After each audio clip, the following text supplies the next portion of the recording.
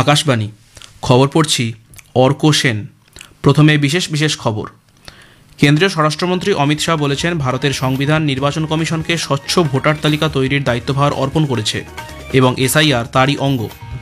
জাতীয় স্তোত্র বন্দে মাতরমের ১৫০তম বার্ষিকী উপলক্ষে রাজ্যসভায় আজও আলোচনা চলবে। তারপর শুরু হবে নির্বাচনী সংস্কার নিয়ে আলোচনা। ১২টি রাজ্য ও কেন্দ্রশাসিত অঞ্চলে এসআইআর প্রক্রিয়া চলেছে। সেখানকার বুথ ভিত্তিক ভোটার তালিকা বিএলএদের সঙ্গে ভাগ করে নেবার জন্য নির্বাচন কমিশন নির্দেশ দিয়েছে। অসামরিক বিমান চলাচল মহানির্দেশালয় ডিজিসিএ পরপর উড়ান বাতিল ও দেরিতে চলার প্রেক্ষিতে গুরুগ্রামে ইন্ডিগোর কর্পোরেট অফিসে একটি বিশেষ দল বা ওভারসাইট টিম গঠন করেছে। প্রধানমন্ত্রী নরেন্দ্র মোদী ইসরায়েলের প্রধানমন্ত্রী বেঞ্জামিন নেতানিয়াহুর সঙ্গে টেলিফোনে ভারত ইসরায়েল কৌশলগত অংশীদারিত্ব আরও জোরদার করার প্রতিশ্রুতি পুনর্ব্যক্ত করেছেন। ভারত এবং মালয়েশিয়া সন্ত্রাসবাদ এবং আন্তর্জাতিক অপরাধের বিরুদ্ধে পারস্পরিক সহযোগিতা বাড়াতে পুনরায় প্রতিশ্রুতিবদ্ধ হয়েছে। টি-20 ক্রিকেটের সিরিজের দ্বিতীয় ম্যাচে ভারত আজ নিউ চণ্ডীগড়ে দক্ষিণ আফ্রিকার মুখোমুখি হবে। আসছি বিস্তারিত খবরে। কেন্দ্রীয় স্বরাষ্ট্রমন্ত্রী অমিত শাহ বলেছেন, সংবিধান অনুযায়ী ভোটার তালিকা প্রস্তুত করা নির্বাচন কমিশনের দায়িত্ব এবং বিশেষ নিবিড় পর্যালোচনা বা এসআইআর তারই অঙ্গ। লোকসভায় গতকাল নির্বাচনী সংস্কার নিয়ে আলোচনায় তিনি বিরোধীদের অভিযোগ খণ্ডন করে বলেন, বিরোধী দলগুলি বিশেষ করে কংগ্রেস এসআইআর নিয়ে মিথ্যা প্রচার চালাচ্ছে এবং দেশ, সরকার ও নির্বাচন কমিশনের ভাবমূর্তি ক্ষুণ্ণ করছে। তিনি বলেন, এসআইআর আসলে ভোটার তালিকার পরিশোধন। প্রথম এসআইআর ১৯৫২ সালে জওহরলাল নেহরু প্রধানমন্ত্রী পদে থাকাকালীন হয়েছিল বলেও তিনি স্মরণ করিয়ে দেন। তিনি বলেন, ২০০৪ সালের পর থেকে বিভিন্ন রাজ্য ও কেন্দ্রশাসিত অঞ্চলে এসআইআর চালানো হয়েছে। কেন্দ্রীয় স্বরাষ্ট্রমন্ত্রী অভিযোগ করে বলেন, বিরোধীরা চিন্তিত কারণ জনগণ তাদের ভোট দেয় না এবং এসআইআরের ফলে সেই সব অনুপ্রবেশকারীদের নাম মুছে যাবে যারা তাদের সমর্থক।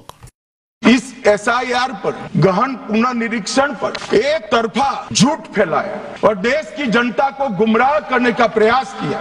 सदन के पक्ष और विपक्ष के सभी सदस्यों मैंने एसआईआर की प्रक्रिया का, इससे जुड़े हुए संवैधानिक अनुबंधों का और भूतकाल में जो एसआईआर हुए वो सभी का गहन अभ्यास किया है। मैं आज आपके माध्यम से इस सदन को और सदन के माध्यम से पूरे देश की जनता को जो झूठ विशेषकर कांग्रेस पार्टी द्वारा फैलाया गया है वो झूठ का मेरे तर्कों के हिसाब से जवाब देना चाहता हूं। রাজ্যসভায় আলোচনায় অংশ নিয়ে আরএসপি নেতা এন.কে প্রেমচন্দন অভিযোগ করেন, সারা দেশে যেভাবে নির্বাচন সংস্কার চালানো হচ্ছে তার ফলে বিভিন্ন রাজ্যে বিশৃঙ্খল পরিস্থিতির সৃষ্টি হচ্ছে। কংগ্রেস নেতা কে.সি. ভেনুগোপাল বলেছেন, ভোটাধিকার গণতন্ত্রের মৌলিক নীতি। নির্বাচন কমিশন পক্ষপাতদুষ্ট আচরণ করছে বলে তিনি অভিযোগ করেন। জাতীয় স্তোত্র বন্দে মাতরমের ১৫০তম বার্ষিকী উপলক্ষে রাজ্যসভায় আজও আলোচনা চলবে। সভার নেতা ও কেন্দ্রীয় মন্ত্রী জগৎপ্রকাশ নাড্ডার ভাষণের মধ্যে দিয়ে এই নিয়ে দুদিন ধরে চলা আলোচনার পরিসমাপ্তি হবে। উল্লেখ্য, গত মঙ্গলবার রাজ্যসভায় এই নিয়ে আলোচনার সূত্রপাত করেন কেন্দ্রীয় স্বরাষ্ট্রমন্ত্রী অমিত শাহ। এতে অংশ নিয়ে কংগ্রেস নেতা জয়রাম রমেশ অভিযোগ করেন, এই আলোচনা আসলে প্রাক্তন প্রধানমন্ত্রী জওহরলাল নেহরুকে অসম্মান করার উদ্দেশ্যে। কংগ্রেসের প্রতিটি অধিবেশনে বন্দে মাতরম গাওয়া হতো বলেও তিনি উল্লেখ করেন।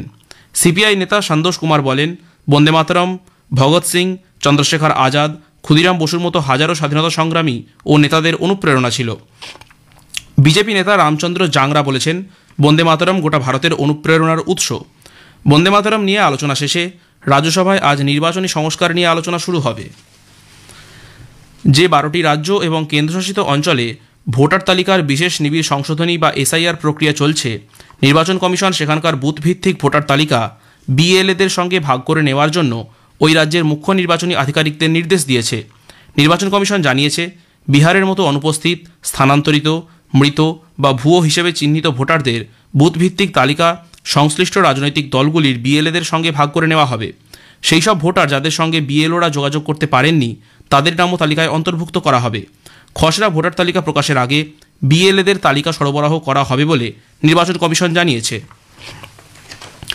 অসামরিক বিমান চলাচল মহানির্দেশালয় ডিজিসিএ পরপর উড়ান বাতিল ও দেরিতে চলার প্রেক্ষিতে গুরুগ্রামে ইন্ডিগোর কর্পোরেট অফিসে একটি বিশেষ দল বা ওভারসাইট টিম গঠন করেছে। ডিজিসিএর এক নির্দেশিকায় জানানো হয়েছে, এর উদ্দেশ্য হল উড়ান বাতিল বা দেরিতে চলার জন্য যাত্রীদের যে কোনো সমস্যার নিরসন করা। 8 সদস্যের এই দলের নেতৃত্বে আছেন deputy chief flight operation inspector captain Vikram Sharma. তারা উড়ান চলাচলের বিভিন্ন গুরুত্বপূর্ণ দিক, যেমন কত সংখ্যক ক্রু সদস্য রয়েছেন, তাদের কতজন কাজে যোগ দিচ্ছেন ইত্যাদি খতিয়ে দেখবেন।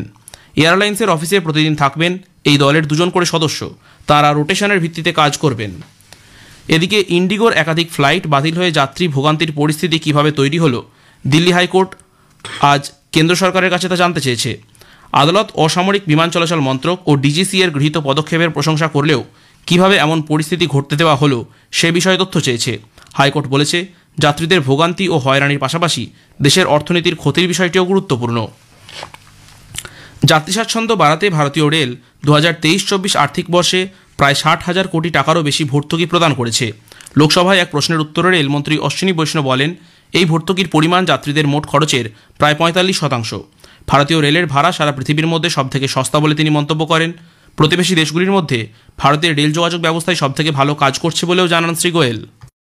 माननीय प्रधानमंत्री जी ने एक नई पहल की है। Honorable Prime Minister has initiated a new undertaking in the last 11 years. A scheme called Amrit Bharat Station Scheme has been started for the renovation and reconstruction of stations. Today, this is the biggest station reconstruction program in the entire world. Reconstruction work is underway for more than 1,300 stations. The work on 160 stations has been completed. সরকারের নানা কর্মসূচির ফলে রেলপথে freight পরিবহনের মাত্রা 2020-21 সালে 123 কোটি 30 লক্ষ মেট্রিক টন থেকে বেড়ে গত আর্থিক বর্ষে 161 কোটি 70 লক্ষ মেট্রিক টন হয়েছে, যা সারা বিশ্বের দ্বিতীয় বৃহত্তম। কেন্দ্রীয় স্বাস্থ্য ও পরিবার কল্যাণ মন্ত্রী জগৎ প্রকাশ নাড্ডা গতকাল নতুন দিল্লিতে গুজরাতের সাংসদদের নিয়ে সাক্ষাৎ বৈঠক করেন। বৈঠকে যক্ষ্মামুক্ত ভারত উদ্যোগকে এগিয়ে নিয়ে যাওয়ার বিষয়ে আলোচনা হয়। সামাজিক মাধ্যমে এক পোস্টে মন্ত্রী জানান, সকলের সক্রিয় অংশগ্রহণ, সচেতনতা বৃদ্ধির মাধ্যমে যক্ষ্মার বিরুদ্ধে লড়াই দ্রুততর করা সম্ভব। কেন্দ্রীয় জলশক্তি মন্ত্রী সি.আর. পাতিল ভার্চুয়ালি সুজলাম ভারত অ্যাপ চালু করেছেন। জল জীবন মিশনের অধীনে গ্রামাঞ্চলে জল সরবরাহ পরিকাঠামোর উন্নয়ন করতেই এই পদক্ষেপ। আকাশবাণী কলকাতা 10টি জেলার জন্য চুক্তির ভিত্তিতে আংশিক সময়ে সাংবাদিক নিয়োগ করবে। জেলাগুলি হল বীরভূম, আলিপুরদুয়ার, পশ্চিম বর্ধমান, দার্জিলিং, দক্ষিণ দিনাজপুর, ঝাড়গ্রাম, কালিম্পং, হুগলি, পূর্ব মেদিনীপুর এবং কলকাতা। এ সংক্রান্ত যাবতীয় তথ্য www.newsonair.gov.in এ পাওয়া যাবে। আবেদন জানানোর শেষ তারিখ 15 ডিসেম্বর। খবর শুনছেন আকাশবাণী থেকে। প্রধানমন্ত্রী নরেন্দ্র মোদী গতকাল ইসরায়েলের প্রধানমন্ত্রী বেঞ্জামিন নেতানিয়াহুর সঙ্গে টেলিফোনে কথা বলেছেন। ভারত ইসরায়েল কৌশলগত অংশীদারিত্বের ধারাবাহিক অগ্রগতিতে সন্তোষ প্রকাশ করেছেন তাঁরা। দুই দেশের প্রধানমন্ত্রী পারস্পরিক স্বার্থে এই সম্পর্ক আরও জোরদার করার প্রতিশ্রুতি পুনর্ব্যক্ত করেছেন। প্রধানমন্ত্রীর কার্যালয় জানিয়েছে, পশ্চিম এশিয়ার বর্তমান পরিস্থিতি নিয়েও তাঁরা মতবিনিময় করেছেন। প্রধানমন্ত্রী নরেন্দ্র মোদী গতকাল নতুন দিল্লিতে ইতালির উপপ্রধানমন্ত্রী ও বিদেশমন্ত্রী আন্তোনিও কাজানির সঙ্গে এক বৈঠকে মিলিত হন। পরে সামাজিক মাধ্যমে এক বার্তায় শ্রী মোদী বলেন, ভারত ও ইতালির বন্ধুত্বের সম্পর্ক দিন দিন আরও শক্তিশালী হয়ে উঠেছে, যার ফলে উপকৃত হচ্ছে দুদেশের মানুষ এবং বিশ্বের জনগণও। বিদেশমন্ত্রী ডক্টর এস জয়শঙ্কর বলেছেন, ভারত ইতালি অংশীদারিত্ব গণতান্ত্রিক মূল্যবোধ এবং নিরাপদ ও সমৃদ্ধ বিশ্ব ব্যবস্থা গড়ে তোলার অভিন্ন ভাবনার উপর ভিত্তি করে গড়ে উঠেছে। ইতালির উপপ্রধানমন্ত্রী এবং বিদেশমন্ত্রী আন্তোনিও তাজানির সঙ্গে বৈঠকে শ্রী জয়শঙ্কর বলেন, উভয় দেশ 2025 থেকে 29 সালের জন্য কৌশলগত পরিকল্পনা নিয়ে এগিয়ে চলেছে। ভারত এবং মালয়েশিয়া সন্ত্রাসবাদ এবং আন্তর্জাতিক অপরাধের বিরুদ্ধে পারস্পরিক সহযোগিতা আরও বাড়াতে পুনরায় প্রতিশ্রুতিবদ্ধ হয়েছে। এক যৌথ বিবৃতিতে বিদেশ মন্ত্রক বলেছে, নতুন দিল্লিতে জঙ্গি সমস্যা মোকাবিলা সংক্রান্ত যৌথ কমিটির তৃতীয় বৈঠকে দুপক্ষ আঞ্চলিক এবং আন্তর্জাতিক স্তরে সন্ত্রাসবাদের সমস্যা নিয়ে মত বিনিময় করে। বৈঠকে যৌথভাবে সভাপতিত্ব করেন ভারতের বিদেশ মন্ত্রকের যুগ্ম সচিব বিনোদ বাহারে এবং মালয়েশিয়ার স্বরাষ্ট্র মন্ত্রকের আন্ডার সেক্রেটারি মোহাম্মদ আজলান বিন রাজালি। উভয় পক্ষই সব ধরনের সন্ত্রাসবাদের নিন্দা করেছে এবং জঙ্গি দমনে আন্তর্জাতিক সহায়তা জোরদার করার উপর গুরুত্ব দিয়েছে। টি-20 ক্রিকেট সিরিজের দ্বিতীয় ম্যাচে ভারত আজ দক্ষিণ আফ্রিকার মুখোমুখি হবে। নিউ চণ্ডীগড়ের মুলানপুরে মহারাজা যাদবেন্দ্র সিং আন্তর্জাতিক ক্রিকেট স্টেডিয়ামে খেলা শুরু হবে সন্ধ্যা 7টায়। শেষ করার আগে খবরের বিশেষ কিছু অংশ আরও একবার। কেন্দ্রীয় স্বরাষ্ট্রমন্ত্রী অমিত শাহ বলেছেন, ভারতের সংবিধান নির্বাচন কমিশনকে স্বচ্ছ ভোটার তালিকা তৈরির দায়িত্বভার অর্পণ করেছে এবং এসআইআর তারই অঙ্গ। জাতীয় স্তোত্র বন্দে মাতরমের 150তম বার্ষিকী উপলক্ষে রাজ্যসভায় আজও আলোচনা চলবে। তারপর শুরু হবে নির্বাচনী সংস্কার নিয়ে আলোচনা। 12টি রাজ্য এবং কেন্দ্রশাসিত অঞ্চলে এসআইআর প্রক্রিয়া চলছে। সেখানকার বুথ ভিত্তিক ভোটার তালিকা বিএলএদের সঙ্গে ভাগ করে নেবার জন্য নির্বাচন কমিশন নির্দেশ দিয়েছে।